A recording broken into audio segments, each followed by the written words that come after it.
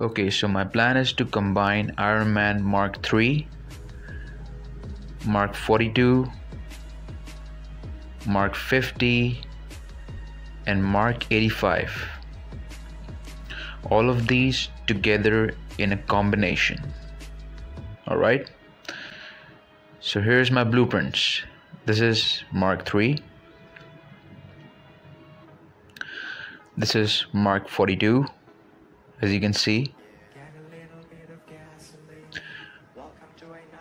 This is Mark 50. And this is Mark 85.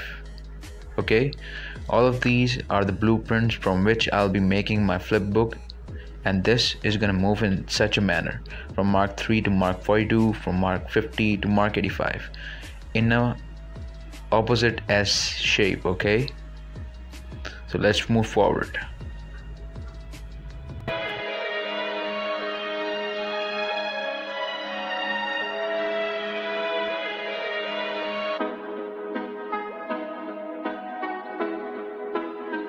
Get a little bit of gasoline. Welcome to another crime scene.